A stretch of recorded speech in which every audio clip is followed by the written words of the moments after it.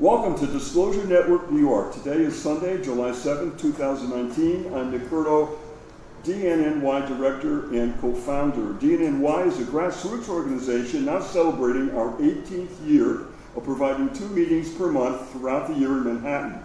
We focus on cutting-edge UFO, ET issues, paranormal phenomenon, and many related important subjects that are in back of the mainstream news headlines that you're never going to hear about through them. In other words, who or what is behind the curtain and who is pulling the strings. And there's many versions of that. Our members do intensive investigative research into these various topics and share that information with the group at our meetings as well as on the internet with our followers there, both on our website as well as YouTube. Our motto right from day one is, quote, connecting the dots to seek truth, unquote, and we have lived by that. We have available to everyone worldwide the dnny News Blast email service, focusing on the topics of special interest to our groups and yourselves. It's totally free. Just visit our website, and that is www.dnny.info. That's dnny.info, and type in your email address and click. You'll be then connected and you'll be getting our emails. And there's a lot of very cutting edge articles all the time that goes through that. We'd love to, you to be part of that family. Now then, our featured guest today for today's meeting is none other than Dean Loren, who will be doing a part 2 of his awesome talk from the last meeting. Let's have a little applause for Dean. Dean, a very warm welcome to you. It's great to have you back with us again. Well, thank you for having me. Okay, and so let's start off. We've already done your background interview, so they can do that. They can listen to that from part 1 of your talk. So we can go right to the chase and start off with today's topic. Now, do you want to do a Q&A first, or how do you want to set it up? Let's do Q&A because I think that's, since we have to be kind to our people that are here, and we want to address the questions. So I guess we could go to the left and move around. Hi, my name is Hal, and the question that I had is, if we never went to the moon, in your opinion, why do people like Corey Good and okay, let's go with Corey Good right now. Why does he have video broadcasts that claim that we have bases on Mars and bases on the moon that we've had for time immemorial since the moon landing went on, and he introduced people who claim they were either guards or slaves on these bases? What is the purpose of his doing that? Okay, and your question is, ma'am? Well, I have no question yet. I'm okay. waiting to hear what others say. We'll come around you. So my question was, Linda Moulton Howe said that she was told by whistleblower there are 28 million families in the world, and some of them are perhaps not human. So I'd like to know if that's true, and if it's true, what is their agenda? Got it. Jim. Could you touch again on the Nixon thing and the impeachment? If you just kind of, dumb that down for people who don't know a lot about the history of Nixon. Got it. And sir. Me? No. Really loud, please. Really loud. Loud. Okay. My name is Barnett, so this is my first time in this Welcome. meeting. I guess, could you comment on Corey Good, Edward Smith, and Jason Rice? That's the moon? They have, what they describe as what's called secret space program. The secret space program. Got it. And then I guess... Okay. Hi, my name is Tom, and my question would be, can you tell us about how Israel got the bomb, and would you be interested to hear a little bit of inside information about that? Okay, we'll hold the inside information, but we'll definitely deal with the Israel bomb issue. And ma'am? Yeah, I was in here last time, First name? so my name is Linda. When you go around, maybe I'll have a question. I just want to hear everything out now. Okay, sure. And Marcy?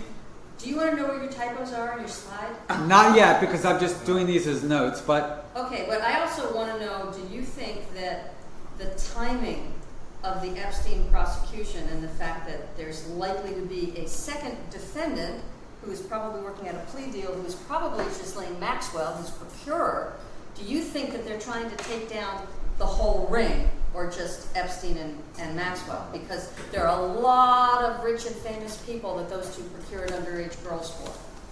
okay. Any question that we come back to you real Not quick? yet. All right, so let's start with the UFO since we're with DNNY. That's my question. Where is the UFOs merging to in today's space? News and technology. Today's discussion is about 5G, UFOs, and Madoff, but we're going to expand the term of Madoff to include financial power, the oligarchy, if you can call it that, the bureaucratic oligarchy, or Oligarchy. bureaucracy, right? A bureaucracy. Oligarchy, or I call it the oiligarchy. Right. And ma'am, did you have a question? Because I noticed now you're I up. was just wondering if Madoff invested in UFOs. Yes. The answer is yes, and we'll talk about that as we go in. So, let's just put UFOs, because you see that's an end game. She now has this woman. What's your name, ma'am?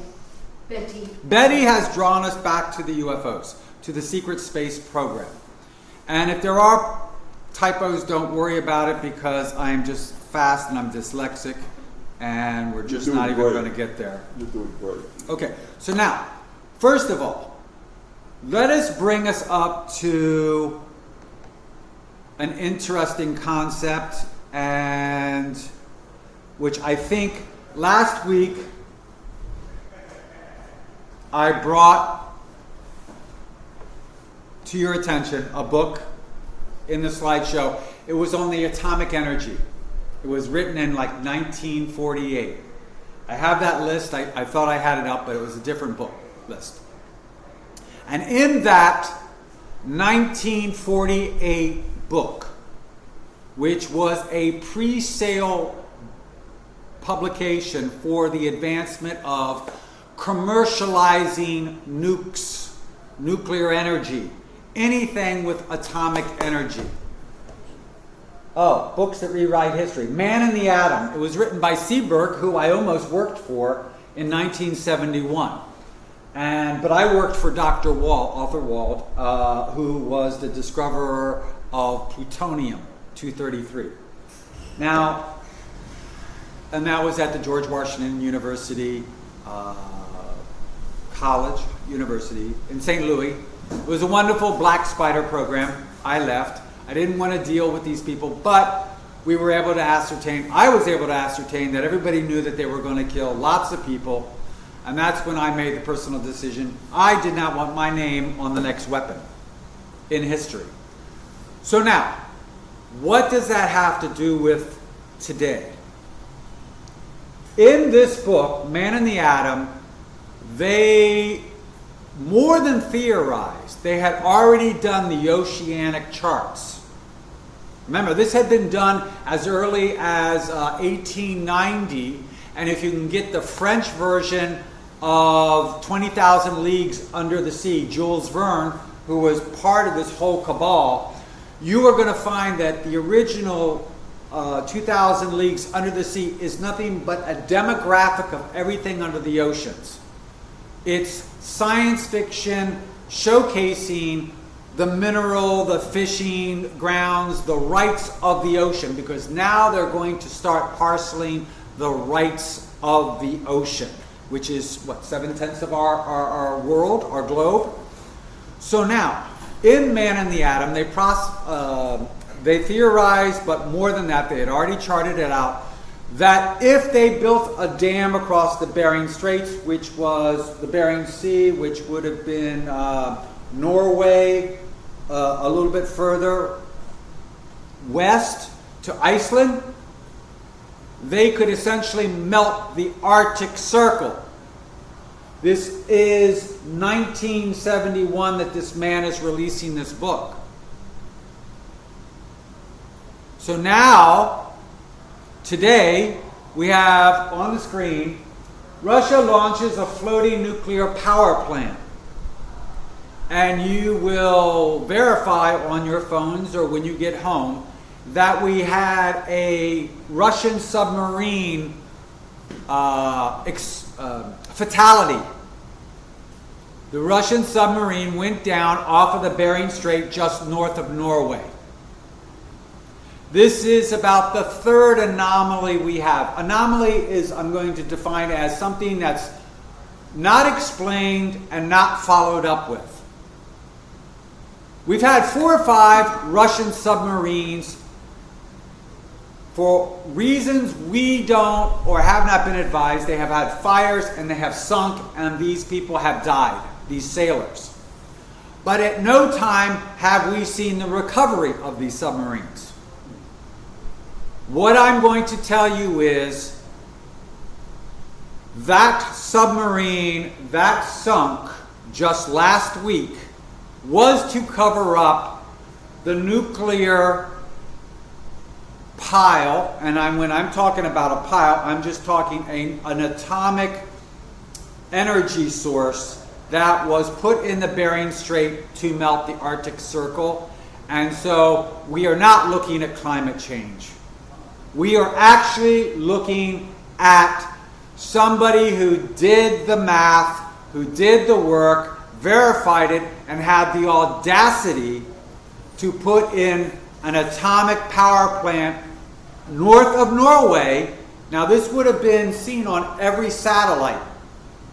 So the question is, why didn't anybody say anything?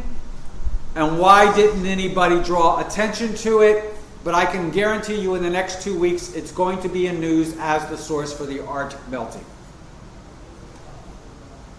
And we have to ask, okay, is there lead on top of it so that we only see a heat source? Either way, we are going to see the anomaly, whether it's through infrared, which is the heat pattern off of Norway, or we're going to see the gamma X-rays, that kind of detection from the satellites. But what we have effectively changed is the entire wind patterns, the velocity now going over the Arctic Circle. You cannot change the temperature and the reflection without changing the speed, which means you're now having wind currents and electrical currents and magnetic currents changing velocities which are out of sync with what we're known to, right, for the last 300-400 years. We are now in what I call a hiccup phase. Anything can happen because those particular magnetic fields, electric fields, wind fields are also driving our magnetic fields in the core of the planet, which is iron ore being spun. So we could have a magnetic flip. We don't need to be in a 2012 alignment to have a flip. And if we had a flip, it would also throw off our entire GPS. That means all our satellites probably within a few moments would crash. So that's the number one. If I was the president of the United States or the president of China or the king of Saudi Arabia, I would be saying, we need to talk to Mr. Putin. Because Mr. Putin has now changed the whole model for the globe. And it's serious, folks, because people make mistakes. And little mistakes that compound and add can become big mistakes because somebody forgot to think about this particular coefficient. Somebody forgot to think about, what happens if there's a sunspot? What happens if we melt them and we trigger a carboniferous age when in fact the United States is submerged underwater and is a swamp? I will encourage you to look at these old Rand McNally atlases. They always have a prehistoric kind of date line on there. You want to look back at the Carnivorous, pre-Carnivorous, and the Jurassic Age, and you will see how the continents are changing their water content. You're going to see who's above water, who's below water, who's at sea water. Now think about it. We changed the water level 10 feet. The most expensive shoreline real estate goes under, and then we change it back, and that shoreline expensive coastline reappears, and we can rebuild, but everybody's lost their right to it. So if I was going to control the world, I would want to control all the coastlines. And the best way to do that would be to flood all the coastlines, and therefore under a nationalism law, if, let's say, Betty owned a house in Fire Island, which she has forgotten to invite me to this summer, but I'm crashing next week. Why not? Right now, why not, as she says. Bring the booze. Lots of it. She's going to lose her rights. Because number one, we don't have these monolithic obelisks like we do in the Nile that we can tell where people's property rights are. There's going to be a national emergency. We're going to declare Fire Island off limits for sewage, waste, whatever. When that reappears, you don't get your rights back. No, I'm sorry. You probably will have disappeared. Okay? If I was smart, I would make sure that the people who owned all the coastline were lost in the population, never to come back. And those records which documented your ownership were also lost. So now, let us go what this triggers with the UFOs. This means we have to have a secret space program. Now we have to have not only a secret space program, but we have to make it known. Why? Because this answers your moon rights. We now have, under 5G technology, robotics. Machine to machine. And I forgot to bring it with me, but it is the Solari report. And in it, who is it? Kathleen Austin Fitz? Kathleen Austin Fitz has gone through the different technology corporations. There's like 3 for robotics. There's like 10 for machine to machine. A lot for rockets. And maybe 10 for drones. Well, we now can reach subspace and the moon by drones, robotics. We don't need to send space monkeys. We don't need to send humans. Nor did we ever. But we most certainly can send a satellite. And a satellite is something that can be launched, orbited, or landed. Let's broaden our definition of satellite now. The moon is a satellite. A rocket which is orbiting the Earth is a satellite. A UFO is a satellite, as long as it's in a trajectory that can be tracked. So, to answer everybody's question about the UFO and why is all of a sudden this on the calendars this past 2 months, they have to make it known that we have a working space technology program. It's been going on a long time. Yes, but now we have to make it known. Why? Because we have over 20,000 to 50,000 satellites that are orbiting subspace. Each one of those satellites are tracked, by the way, so that they don't collide. Now, that doesn't mean they're operable. It just means the more expensive satellites are being steered to dodge them. which means we need to send a drone up to hoover the subspace, to get up all that dirt.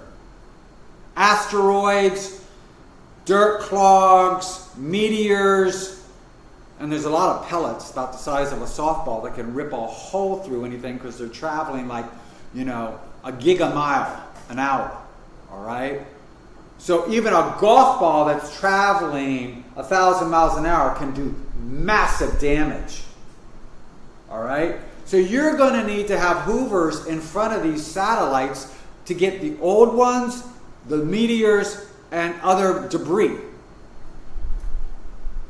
That's a lot of expensive materials you're hoovering. We're talking pure aluminum, we're talking pure titanium, we're talking pure silver, we're talking pure gold, we're talking pure palladium. We are talking the finest of materials that were used from the 1950s on up. Why would you go and mine it when you already have a source of refined materials already? You just hoover it, bring it to a location, and sort it by its metallic weight. All right, folks? Therefore, this mandates we need to have a known space program. Then we also need to designate, where are your rights, China, for space? Where are your rights, United States, for space? And where are your rights, Russia, for space? Because we're going to blow you off the map when the entire world finds out you have melted the Arctic Circle and started to kill the whales because they no longer have a food source.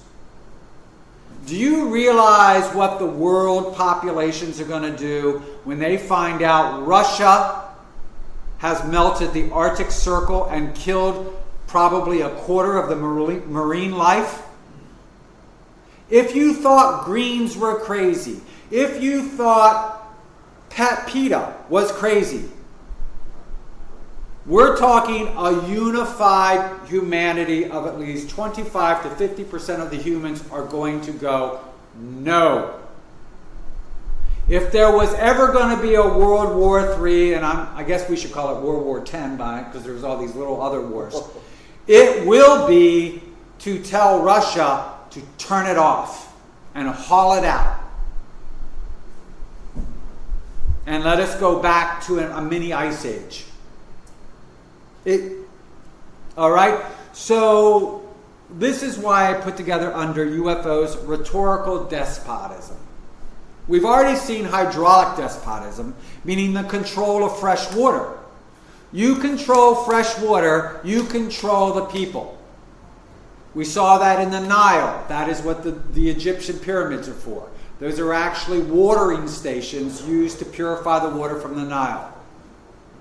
That's why they're in alignment going down the Nile, and they're used. There's actually platforms that they sit on with small walls that you bring in the river water from a filtration system, Al Joseph.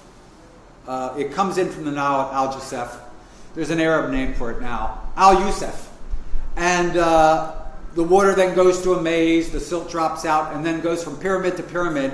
And the aluminum silicates actually destroy the bacteria for dysentery and cholera so that people can drink it. Now that was 4300 BC. But we see that in the Congo, we see that in Britain, we see that in the United States now. So if you control fresh water, which is why the fracking is destroying our aquifers now, because the acid is eating away the zeolites, which need a basic environment. A pH, an alkaline environment. If I was to take hydrochloric acid or sulfuric acid and pour it on the sidewalk, it would literally eat to the sidewalk. Instantly. It would just go to mush. So that's what the walls of the aquifers that were set up thousands and billions of years ago. When you fracked, putting those acids in, those acids traveled. They also lit explosions so that they fracked the aquifer walls, so now the acid is penetrating. So now all that fresh water that would have been caught is now passing through the walls. We no longer have an aquifer that's containment system. So that's why fresh water is big for India, China, and the United States now. And Russia, because they have fracked everywhere. And think about it, you're changing the entire airstreams over the Arctic. Is it any reason why India is having 110-degree weather? Why Europe is having 100-degree weather now? It's the jet stream, folks. And already Mumbai is just like paralyzed right now with fresh water, lack of it, and the heat, and the monsoons are coming. So so UFOs are a neat way to bring it onto the table. We can all discuss, well, what are our rights as humans? And then what are the rights of non-humans that come in? How about, remember, it was so important to plant that flag on the moon. Why? Because that goes back to colonialism. Whoever plants their national flag on the land gets to kill the indigenous and take over, if they're strong enough. It's the same with the moon. But the moon circles the earth. Right? Sure. So that means as the moon, does it go around the equator? No. No, it goes oblong, right? So as it goes oblong, as the moon passes over every country, that means every country owns the moon. It's an extension of rights, national rights. And what about the dark side of the moon? What about the asteroids? Everything. So that is why we have to discuss satellites as a way to discuss national ownership. You really think, and I guess this is what I should discuss now, massive wealth. If there are approximately 28 families operating within our globe, do you really think that they are going to let nations decide their wealth? No, it always works from the top down. These families will tell the nations. And so, why don't you sit over there? Or we have a chair up here if you want to sit. And what I want to bring up, the question is, you don't need to know the families. Sure, it's great to know the Smiths, the Joneses, the Allens, they own so much of the 1% wealth. What I'm going to suggest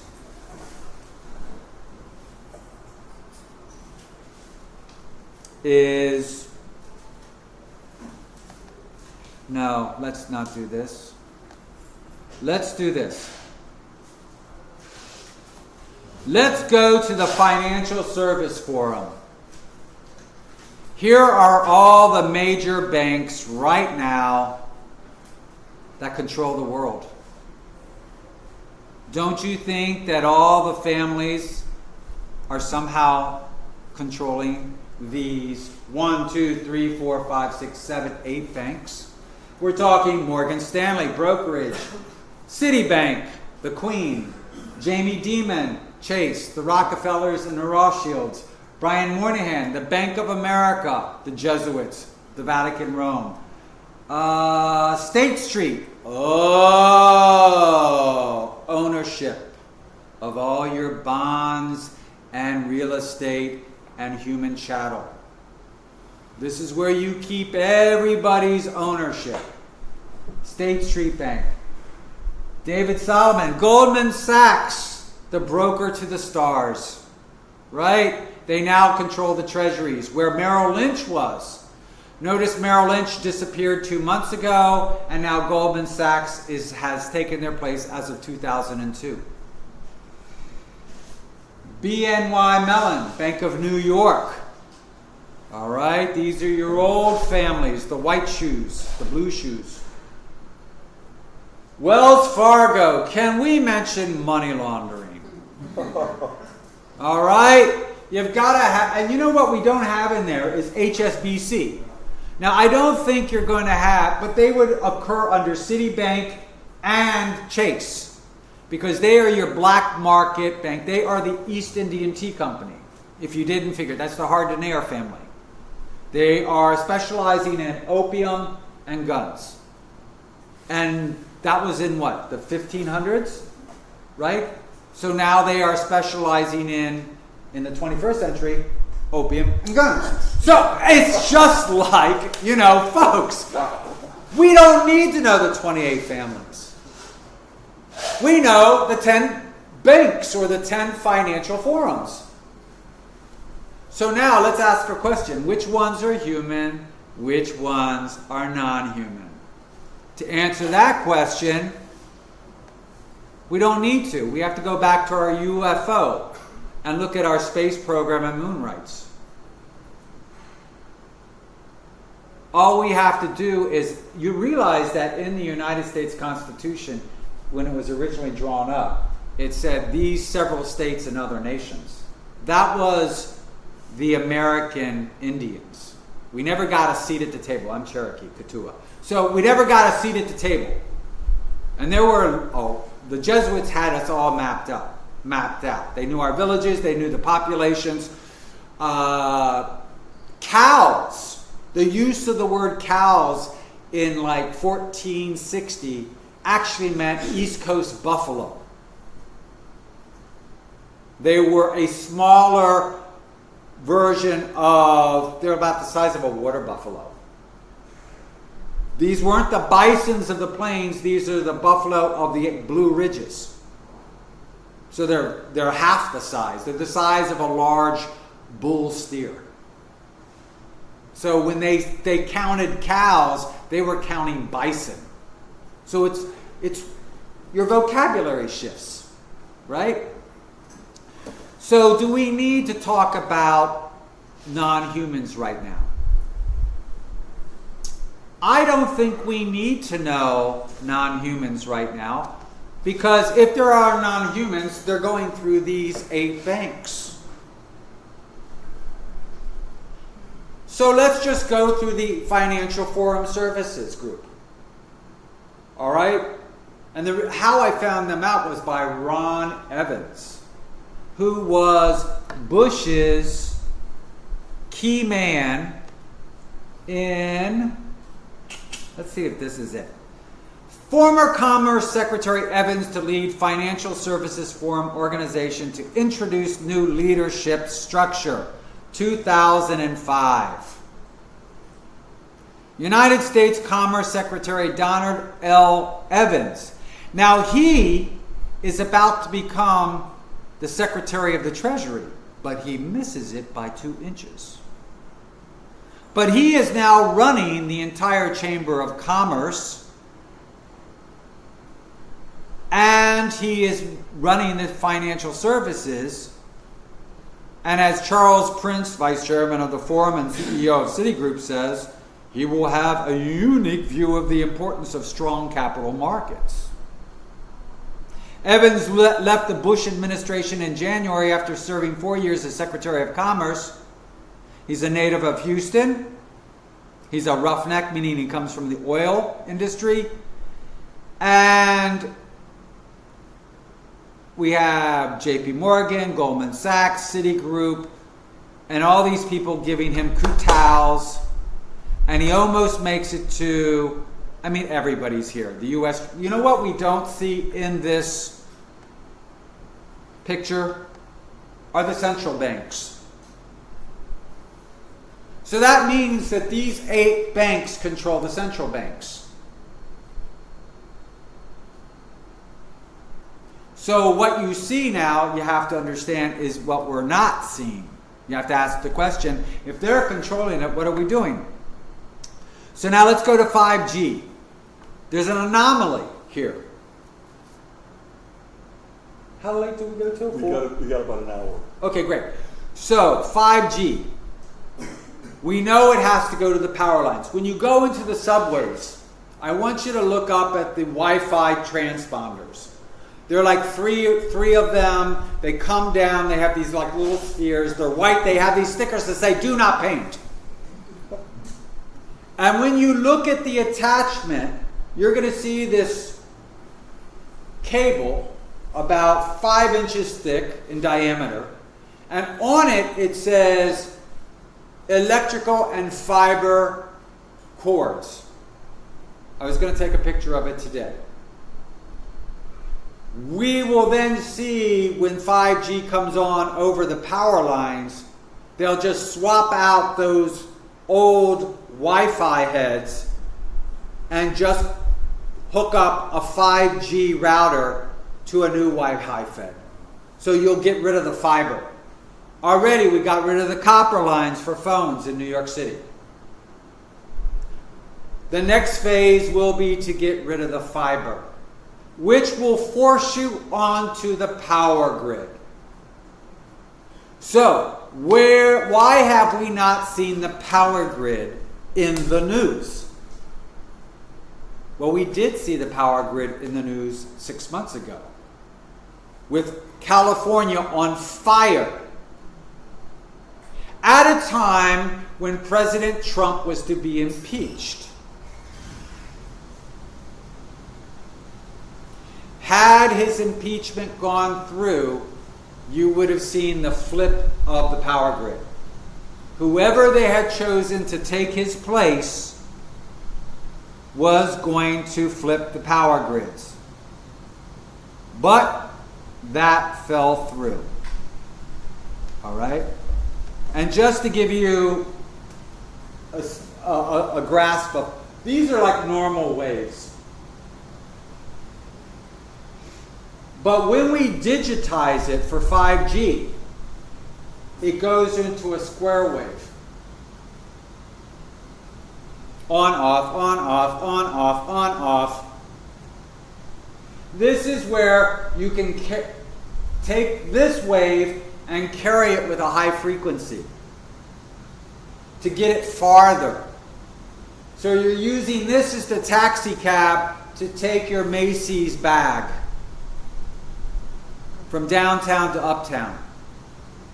This is what the police are using in the 700 megahertz band.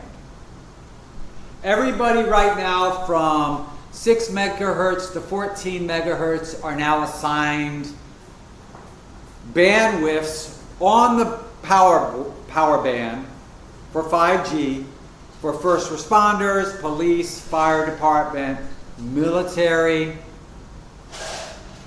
the dark economy. All right? So now that's just to give you an example of how you're really just going to focus on this. Because this is why people are not sleeping at night. Because these modulated carriers that are carrying this are disrupting our sleep patterns. That's what you can carry, not only this wave, but you can carry extremely low width. What do they got? Extremely low frequencies, ELF. ELF, extreme low frequencies? Is that what they call it? There's so many names for these things, people. So, for every, not only can it carry, remember, this is in a 5G spectrum. An extremely low wave frequency is like that. Now, put that on that. So you get this sort of spike. I can get you to urinate in your pants at 4 o'clock in the morning every night by sending you the right low frequency. I can get your bladders to release. So I can wake you up at 2 o'clock. I can wake you up at 4 o'clock. And I can wake you up at 6 o'clock, meaning you are getting a interrupted sleep pattern, which means you can't repair your DNA. For men, this is where I'm going to go. Why? Because I don't want to be challenged by any man. So I'm going to make sure that every man has to go to the urination every 2 hours. I am going to create a fog for men. Women are support carriers. A woman carrying a man who can't focus is overburdened. I therefore already bring down women. And if you know the psychology between a male army and a female army, the male army will look towards the greater unit. They will look at the United States Army. Go United States Army. That's why the commercials are always say, go U.S. Army. We don't see an individual, we see a group, because they're geared towards men. An all-woman army will focus on leadership. Isn't it interesting how the two sexes divide themselves? That means the female army will look towards the head general, the president. Therefore, when we look at our diagram, our model, rhetorical despotism, that means we need a leader, and this is what we're at now with 1984, who is going to belittle the opposition. Crooked Hillary. Nasty Nancy. Buzzwords. But we are looking at rhetorical despotism at its finest. These are coded words so that everybody now is being belittled. This is what we call critical thinking. Critical thinking does not mean I'm going to analyze the topic, the subject matter, and what's the theory behind this paragraph. Critical I'm going to criticize the hell out of my opposition so that you disregard them. That's what Donald Trump is doing right now, and he is a master. And I'm not saying he's good or bad. I'm just saying that is the technique he's deploying.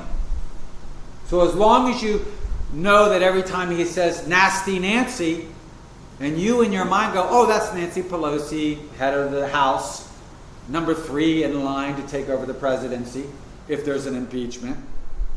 Too bad, Nancy. Yeah, right? If they had taken out, now here's a good question. We saw that this entire, do I have it up here? I know, let me think. I don't have it. What I wanted to bring for Jim was the Nixon issue. Impeachment. It was fine-tuned under Nixon. And where was that book? Oh, okay. Oh, great. Because in there we have 3 books that really describe impeachment and give us, and I'm going to use this word very loosely. I'm going to take it out of context. Roadmap. Roadmap was the official name for the report, the how to take a president out with impeachment. This was developed by Rockefellers with the Bushes and Rockefeller with the Kennedys. All right? This is for you then? Yeah, that's all right. You good? So we have the secret plot to make Ted Kennedy president. This is where the roadmap was used by the Kennedy to take down Nixon after they got rid of Agnew. Then we have the real Watergate scandal by Geoff Shepard, which actually talks about the report and how it was generated and how it's been never made public and how there is an anti-roadmap report.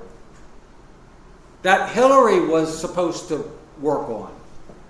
And she never produced it, although it was paid for, and it is actually for sale for like a couple $100.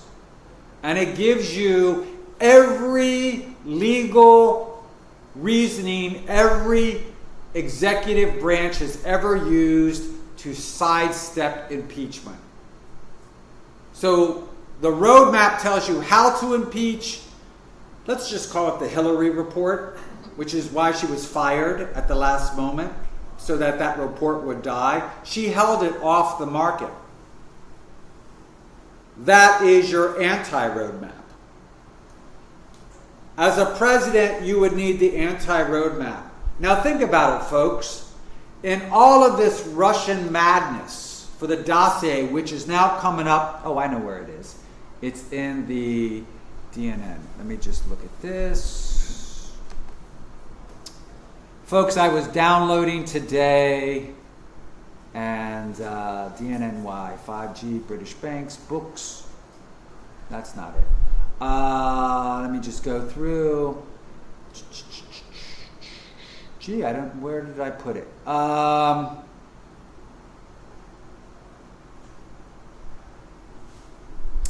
right, let's just go on because I thought I had this here.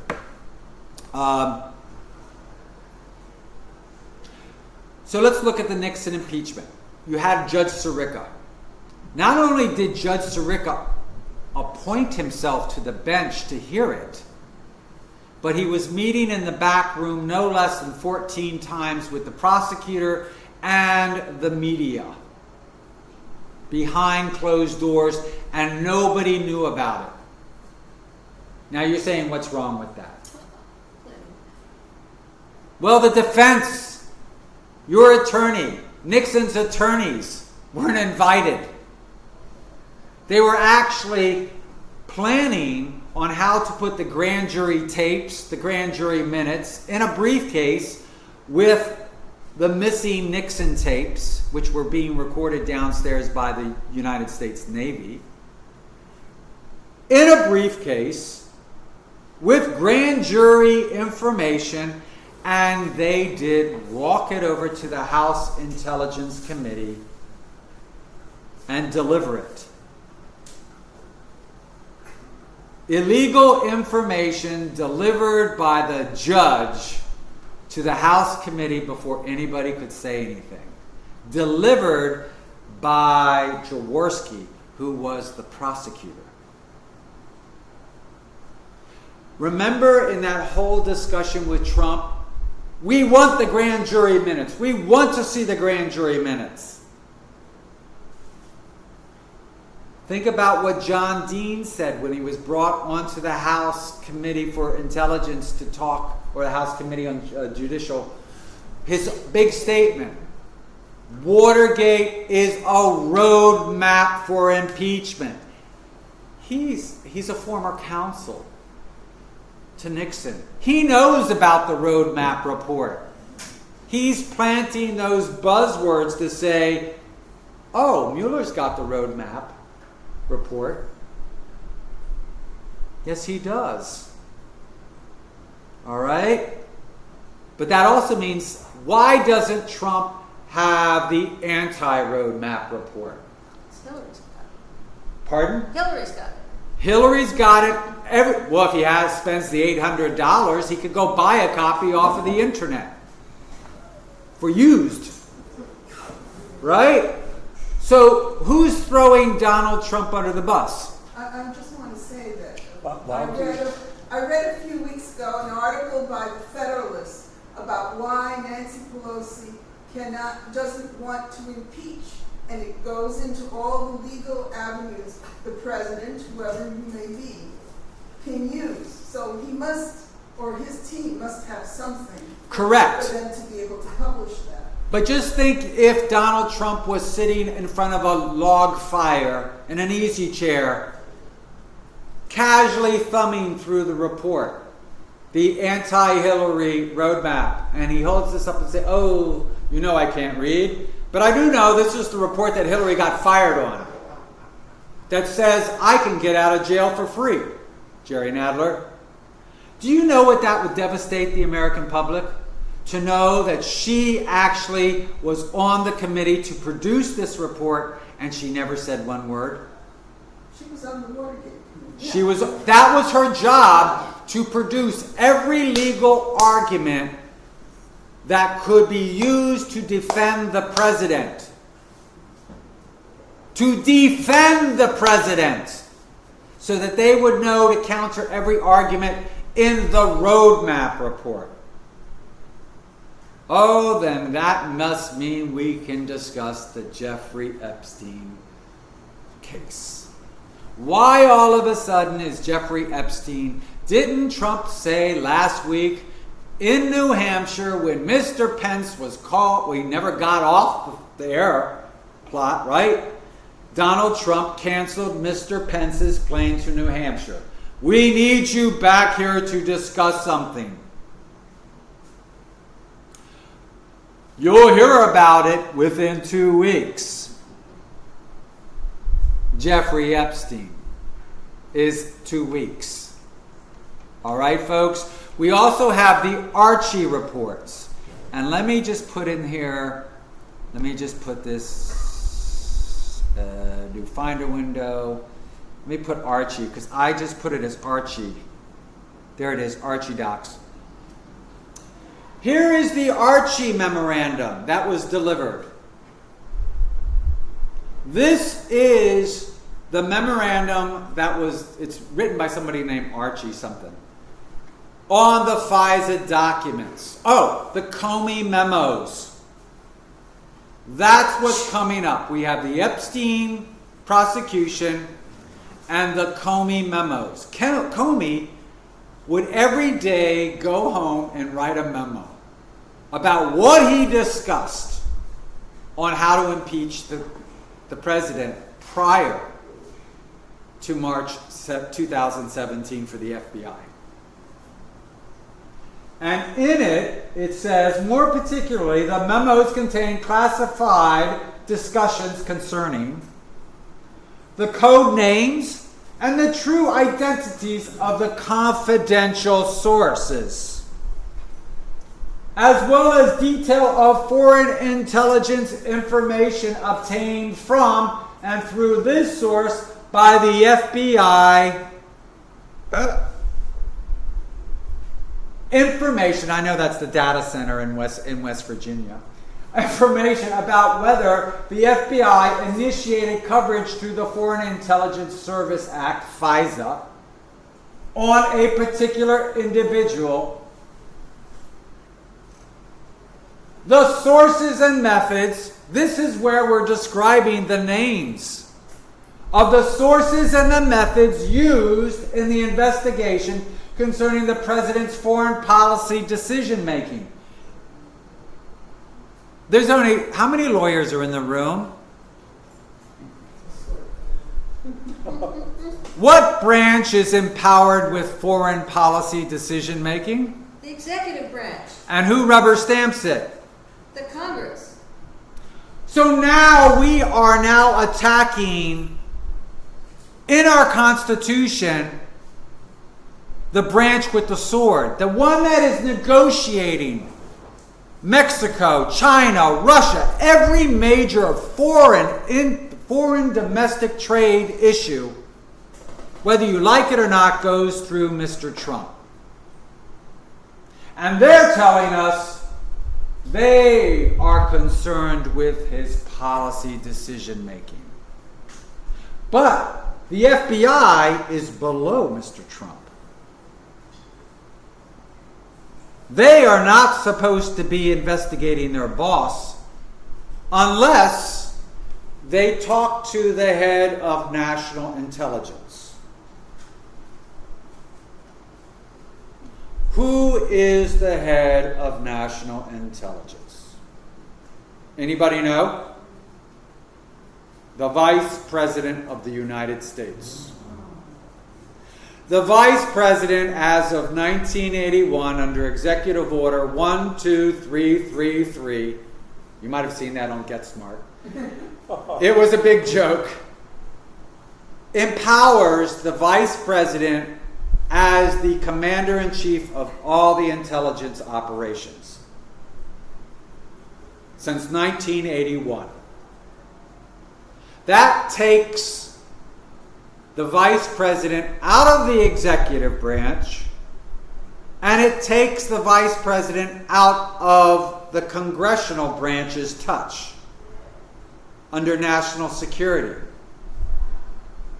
That means we have created a fourth branch of the government between the lines by an executive order. And who was the vice president in 1981? George Bush. George Herbert Walker Bush. CIA, all the way. Former CIA director. Who was the vice president in 2015? Joe Biden. Joe Biden would have had to authorize everything in this report. Therefore, Obama can disavow any information. I don't know. Ask Joe. Who under January 2017, remember they're sworn in February 21st? No, January. The president is sworn in February 21st. No, January. January Sworn in 1st. January. Is the president sworn in? No, that's the state. No, January 1st, the president. He does a secret little thing, and then he goes for the big, what's this big inauguration where he swears on the Bible? January 20th. January 20th. So as of January 20th, 2017, who's the vice president? Mike Pence. So if you're going to impeach the president on foreign policy bad decision making,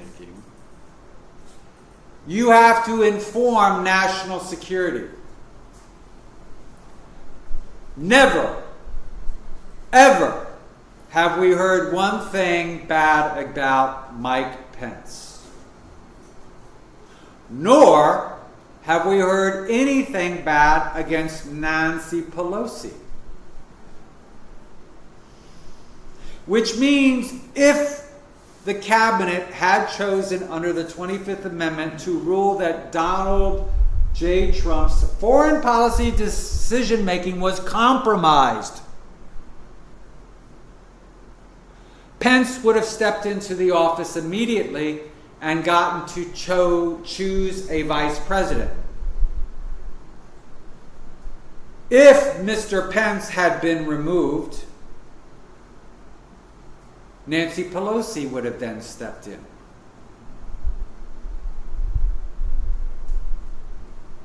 Game changer, folks. Game changers.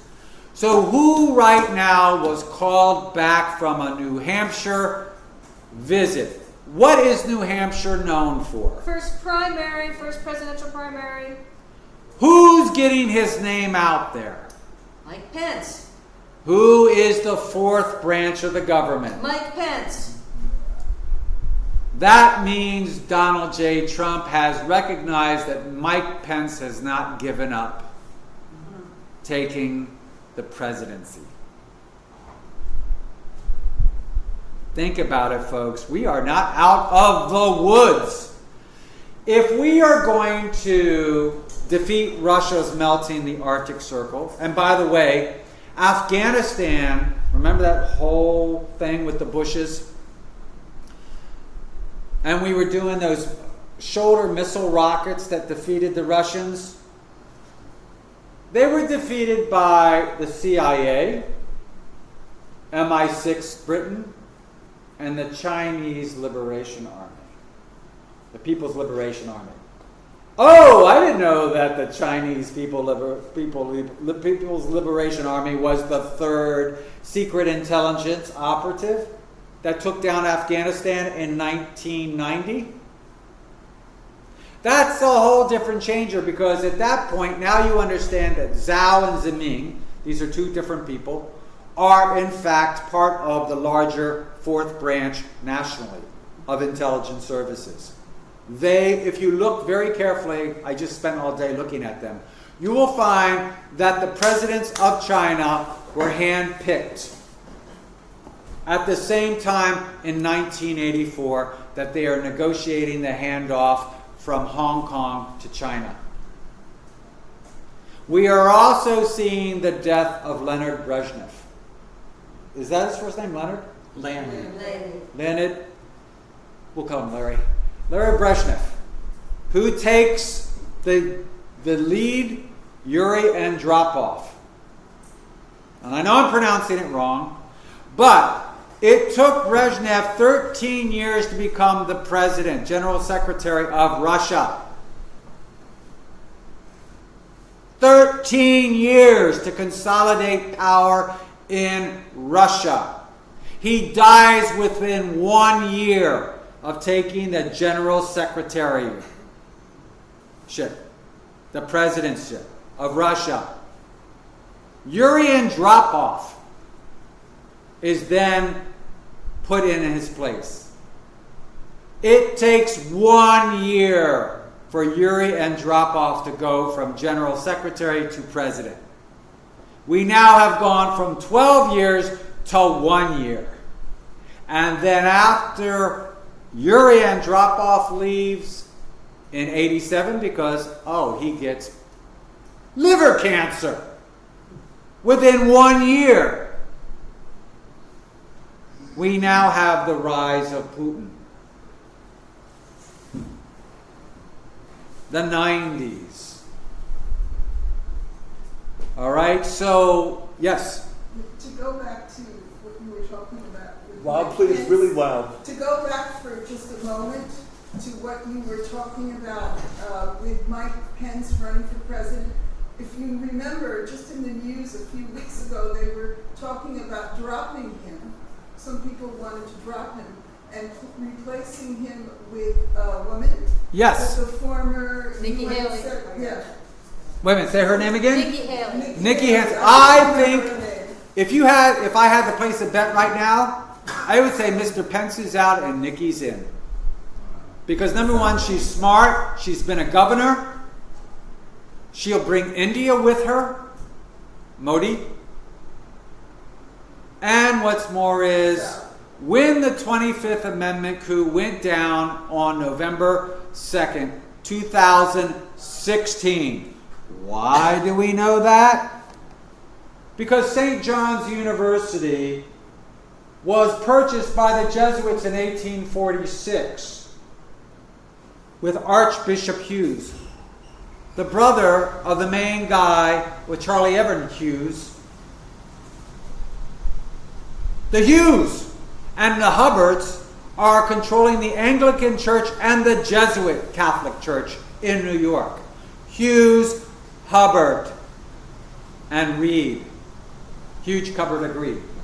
So now, Archbishop John Hughes, founder of Fordham University, next to Rockefeller Plaza on 62nd Street. Hello, folks. On November 2nd, 2016, Betty, they had a 25th Amendment anniversary by John Ferrick of Fordham and John O'Brennan of the CIA. Officially met and discussed the 25th Amendment 1 week before the election. My guess is the CIA threw the election to Trump, knowing that they were going to take him out and put Mike Pence in. That means if you're planning an anniversary for the 25th Amendment, and I actually studied under Father Whalen, who actually wrote the language for John Ferrick, who was a flubber in my book. He was the man who blacklisted me. And it was Hughes Hubbard that had my stolen documents that I was blacklisted over, which was also doing the offshore banks for Larry Rockefeller, Lawrence Rockefeller. in 1976 in the British Virgin Islands. I stepped in a big pile of horse manure when I went against Hughes Hubbard. I did not know that Charlie Evans Hughes was the former Supreme Court Justice of the United States. I did not know they did all the offshore banks for the Rockefellers and for the black economy. All I wanted was my documents back. All right? So now, this is very key because the Wiener laptop. The Wiener laptop also has the Jeffrey Epstein papers. That means everybody in the NYPD has a copy. They were the first ones to get the laptop. China has a copy and Russia has a copy. Because if you remember, there was a second download. Every time Clinton's server sent a copy to Wiener's laptop, there was a copy sent to the China people. And if it was sent to China, it was sent to Russia. Remember the diplomats who were told to be escorted out because of the geese and the CIA poisoning of the guy on the British park bench? Well, Ms. Haskell of the CIA had to own up to the fact that those photographs of the dying geese were not from Britain in 2016 or 15. Those were like a photograph from the 1970s. How could the head of the CIA mistake a photograph from the 1960s or 70s or 80s of dead geese with a British pond in the 2015 to 2017 era? She didn't. It was deliberate. It wasn't a mistake. All right. Folks, I don't want to say this can't be made up, but it's being made up. It's a rhetorical despotism. Nasty Nancy. Crooked Hillary. Have you noticed Trump has not said one word about the Queen who authorized MI6? That's what's coming out in the Archie. All right? We just hit 30 minutes to out. Okay, I'm gonna wrap this up right now. Foreign Intelligence Service, the sources and methods. Britain, all roads lead to London.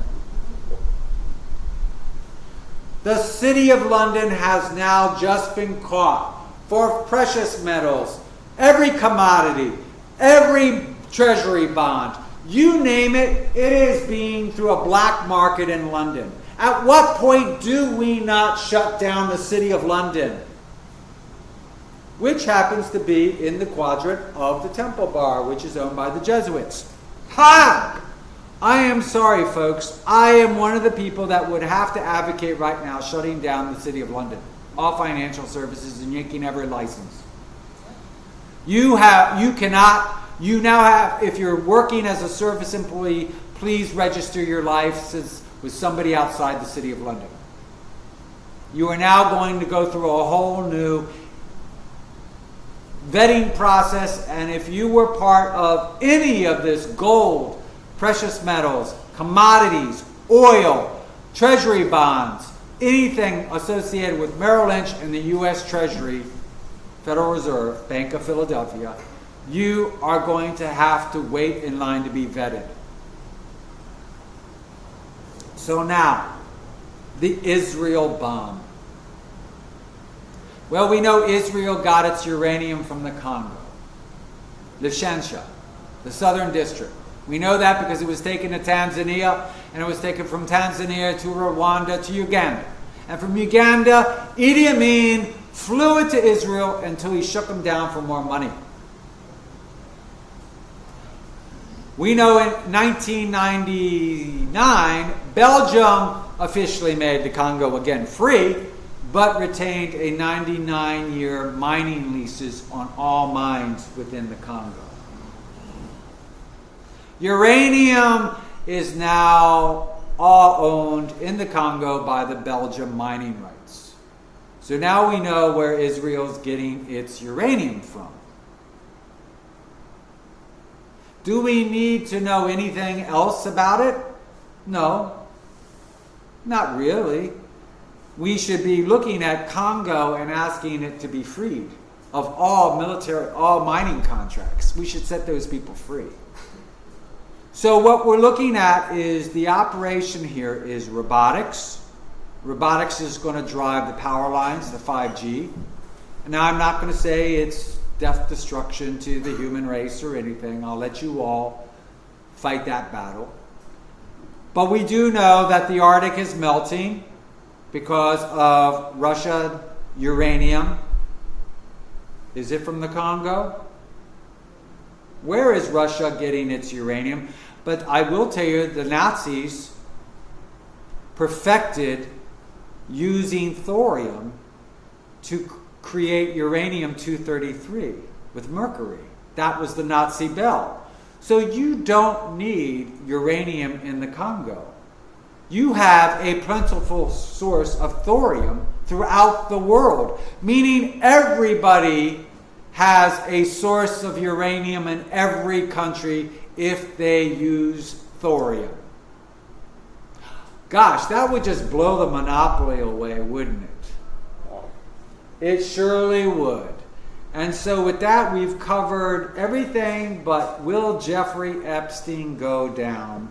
And will he bring down the whole ring of pedophiles? Funny, we're going into an election year, which means campaign donations, which means every major national treasurer for every Republican or Democratic Party has always come under scrutiny for financial services forum donations. Who are the financial services? The 8 banks. Who's on the 8 banks?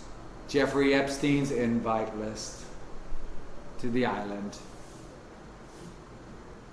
If I'm going to control donations to the presidential campaign, I'm going to control the financial services forum, and I'm going to control Jeffrey Epstein's lap files, which are on the Clinton Wiener laptop. One-stop shopping. Right? And who is specified with investigating the Clinton laptop? Mr. Durham from Connecticut. United States Attorney.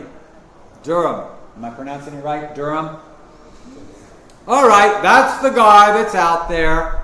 There's another one out in Texas, Horvath or something like that. But it's the Connecticut boy who is sitting on the Wiener laptop. And where is every major road of the financial services forum leads to? Not just the city of London, Greenwich, Connecticut. So if I'm going to control these guys, I'm going to control the city of London. I'm going to control Wall Street, and I'm going to control Greenwich. Now do you understand why the Wiener laptop has been kept on the side all these past 3 years? Since 2015. Remember, it was taken, I think, it was taken in 2016 in August. But they would have had to known about it as of 2015. You really think all these transmissions coming from the Cayman Islands, that's what was on the Wiener laptop. Every time Hillary drew down from the Clinton Foundation, from the Cayman, the British Virgin Islands, the Caymans are part of the British Virgin Islands, folks, through the Rockefeller banks, the NSA and the CIA, the MI6, the Russians, the Chinese were all getting a duplicate transmission from the banks showing where the money went. The bank route, the who's the bank, whose account it went in, how much, where it was brought off for. Folks, yes. Really loud. If you recall, just after the election, 2016, 2017, there was a major pedophile sweep. Yes. In the United States and in Europe. Now, I've tried to find it, but things disappear off the net. But I remember reading that they arrested thousands. A number of people in California specifically, well, Chicago also, and in California specifically, that included some government officials. Absolutely. Does that fit into this? Absolutely, because the ninth largest pedophile internet watcher is the Pentagon. So now you can say, if the Pentagon is the ninth largest watcher of child pedophilia. You mean pornography? No, child pedophilia. Trafficking. When you say Child watcher, trafficking, you yes. mean tracking it or you mean consuming Watching it, consuming it. Consuming it, yeah. About the That's the Vatican. pornography, yeah. The Vatican. Well, no, we're talking the Pentagon. Forget the Vatican. That's Rome. They're all, I don't even want to deal with them. I'm talking about our Pentagon, Okay. which has $22 trillion missing. You always hide your missing money with the pedophiles because they are afraid of being arrested. And so with that, we open it up to anybody. The two women who didn't have any questions in the beginning, but you certainly had a lot of statements to add. Do you have any questions at the end? Is she awake? Any questions? No, I am. My eyes are all Okay, no, that's fine. What last question? I think I said everything I was going to say. All right, so I'm sorry I missed your previous presentation. no, it's on the podcast. So if you put the last podcast together with this one, Right. and what I'll do is I will go up and I will listen to podcasts, and what I will do is I'll take a JPEG of something that will take you right there visually. So cover of the book, a JPEG of the page with the 14 behind the door meetings of Sirica, so you can actually see, oh my gosh, these are actual documents. But those files just got released in 2015. Yes, Nick? I've got a couple of questions, and as long Hit as it. we have some time, I would love to put them forward to you. One of them is, and for a long time, I've been looking and studying chemtrails and what's going on in the atmosphere, and I've seen them everywhere. We have photographs of chemtrails in the major European countries. They're all over the United States, major cities as well as everywhere else. Question is, who is behind it? Why the chemtrails? Why aren't they being stopped? Is it George Soros' money? No, it's the Financial Services Forum, because if you're going to control what is the main trade issue right now with China? Soybeans. Soybeans make up 1/3 of our crops nationally in the United States. If we lose that contract, we are screwed selling our genetically poisoned soybeans to China. Wow. All right? Now, how do we track them? We have to track them using chemtrails in the jet stream so that we can monitor the UV lights. Folks, I can tell you from the day the soybean plant breaks the surface of the ground to the time that the pods are ripened by the amount of UV lights they absorb. So if I can track the amount of UV absorption, I can tell you exactly when the soybeans are ready to be harvested. I can tell you when they have to be to market, which tells me the commodity market. That tells you everybody on Wall Street, what's the price of soybeans? Are we going to have 2 bushels to sell, 2 bushels? Or are we going to have 4 bushels to sell? What does our trade contract say? Is it an all or output contract, meaning we take all the soybeans at $2 a bushel? Is it frozen in? Is it locked in? Or is it on a variation scale. Okay? But Dean, we're not growing any soybeans in Brooklyn. Why do we have chemtrails all the time? Because you have to do the entire wavelength across the United States. You can't just do chemtrails in Iowa and Idaho. You've got to do chemtrails in JFK, LaGuardia. You're tracking traffic. You're tracking heat waves. You're tracking whole weather patterns. How are you going to swing that jet stream into Europe and fry those frogs? I mean French people. All right? You just don't stop at the national boundaries of Iowa. You got to continue out over the Atlantic, because that's where you're going to ramp it up, and then you're going to fry them with microwaves so that the air that's hitting France is not full of moisture. It's hot enough so it can toast them. It's not humid in France right now. It's 115 degrees, but it's a dry Scirocco wind. We are frying their wine crops. We are frying every major crop in Europe as we speak. Who are they going to buy crops from? Oh, wait a minute. I'll give this to you right now.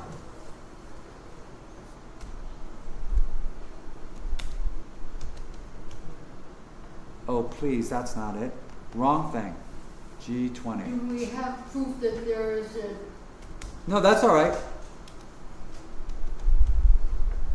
Oh, where is it? It doesn't want to come up. I had a picture of the G20. All right, G20. I just put G20 in that photo. Oh, okay, recents. This map. G20. G20 photo. That's not how you spell photo. Okay, this map. Okay, it's got to be Discogs. G20. I'm looking for G20 photo. All right, everybody, I want you to go home, look at the G20 photo. Who is, it goes Donald Trump, Saud, Prince Mohammed. Who is between Prince Mohammed and Putin? Isn't it the Argentinian? Argentina. What is second to Brazil, the largest producer in agriculture? Argentina. Argentina and Brazil are the key players right now in agriculture. If I destroy them or destabilize them, I control the world agricultural bushels, bread baskets. All right, and I'll just end with this. Isn't it amazing that in the 1970, I don't know where all these files were, Democratic, let me just put Dem, 1976. It's not even coming up. 1976, there it is, 16 people on the dais vying for president. And there's Jimmy Carter. Okay? So now let's go back and look at this, because now I think I found it. 5G. I don't see it. Anyway, it's a great photograph. Just look for Crown Prince Mohammed bin Salman. He's in the center. Okay? The man who was shunned at the prior last year's G20 is now front and center. And who did they just murder last week? The UAE Prince. The Crown Prince of the United Arab Emirates, who would have been king and who is the number 2 man in OPEC. All right? They're going for the crown princes because that means they are going to take over OPEC, which is Operation Condor. Who are they? How many times do I have to say? The Financial Services Forum. The banks. Those that control it. Who cares what families?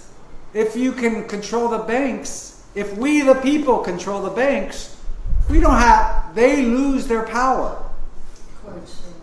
So there's only 8 power structures here. That's it. And Erdogan just got rid of one central bank yesterday. He got rid of the Central Bank of Turkey and took it over himself. So don't think every despot around the world. China owns their central bank. Brussels is now looking at Christine Lagarde to control theirs. Right, who is not an economist, she's a lawyer. Oh, God. She came from the IMF, and when she was finance minister of France, she was found guilty of negligence in mishandling funds. So this is who they want to run the central bank? Really? So we're looking at the This central bank. Queen? All right, so we want to look at the Central Bank of Argentina, we want to look at the Central Bank of Brazil, and we want to look at the Central Bank or the Federal Reserve Bank of the United States. That is our breadbasket. Is Russia, when they burnt Europe to a crisp, did Russia give all the water to its crops? Russia is huge in wheat.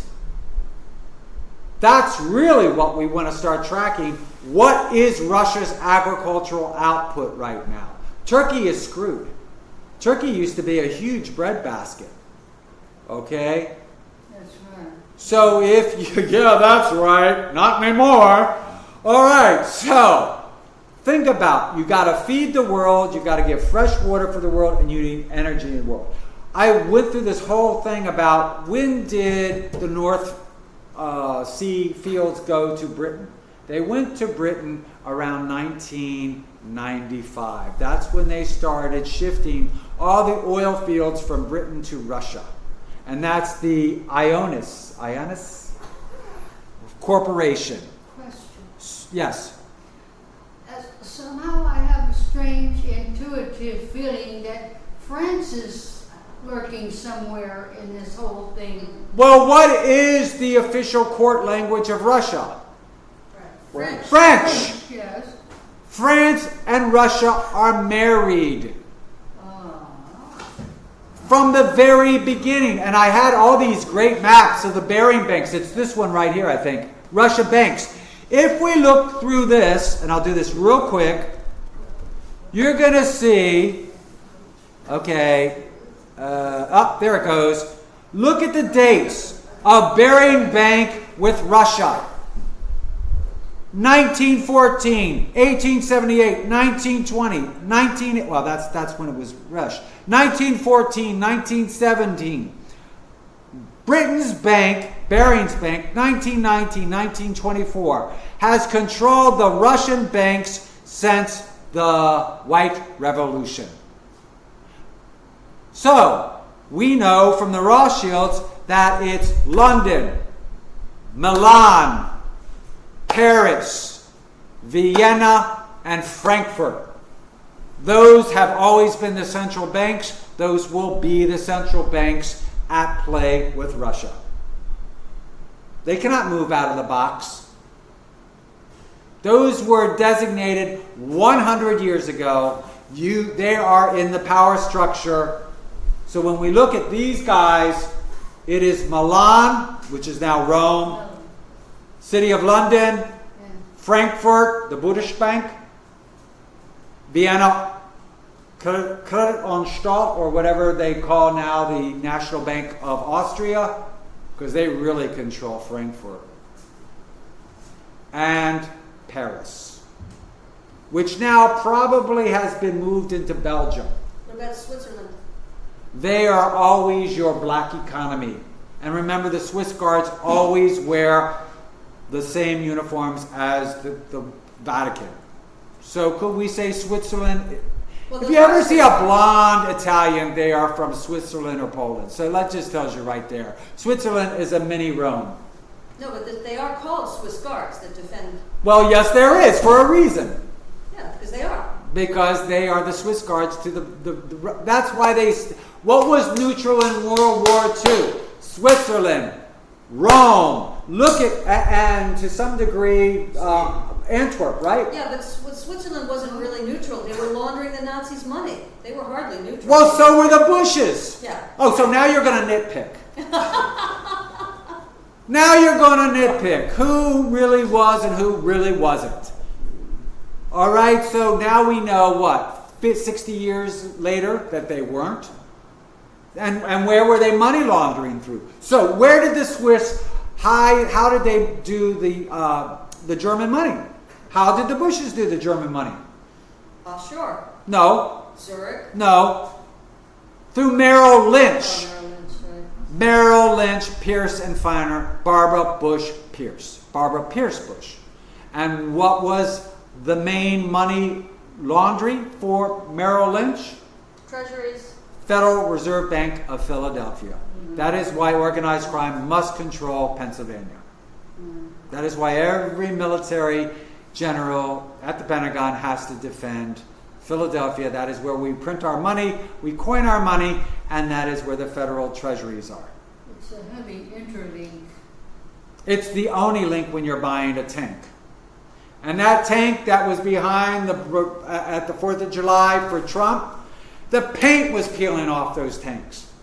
Russia was laughing at us like, why would you bring out these archaic tanks? Every year they have their Moscow parade on the Red Square. This is the best new things we've got for sale, folks. Why? Because Donald Trump is putting the tanks in front of the money men, saying, you really want me to go to war, right? And now let's see what it is. I'll leave you with this. Peace is the price. Donald Trump is about trade. He is not about war. He had that trunk there to tell every Republican, we can't go to war. We only have tariffs. We have the Federal Reserve Bank, because we don't even have treasury bonds. Okay, quick question. If, according to Q, whoever Q is, or whatever Q is, and a lot of people say the generals put Trump in office. Well, if the generals put Trump in office, and now they're talking about this war that may happen with Iran, do the generals want war in Iran, and that's why they put Trump in office? If he's All right, the generals. The generals must control these 8 banks in order to fund a whole conversion of our factory system, like in 1940, to make tanks, planes, everything. Right? So how are we going to control these 8 guys to build tanks, jets, and everything? Oh my God! I'm going to control them through the Jeffrey Epstein files on the Wiener laptop. As the Pentagon, what do you think they have been tracking as the 9th pedophile source? They have been watching everybody. They have been putting out the pedophile files for entrapment. They're worse than the CIA and the NSA when it comes to entrapment. So, to answer your question, follow the fucking money on the pedophilia, and you'll come back to the final services. And Nick, you sound like you're... Well, there's so much here. No, it's not. It's a bunny. Well, the bottom line. It's sexy. We're at the end of the time. So first of all, Dean, I want to tell you right here and now. Open your wallets. Talk to the financial services. I do see that. Yes, a lot of $100 bills in here too. Wow. I got 2 bills. Dean, I just got to say on behalf of everyone here how much we appreciate your research, and in 18, almost counting 19 years of Disclosure Network New York meetings, I would say that your lectures are some of the very top. Absolutely amazing. Guys, would you please give them? Bravo, man. I guarantee. Okay.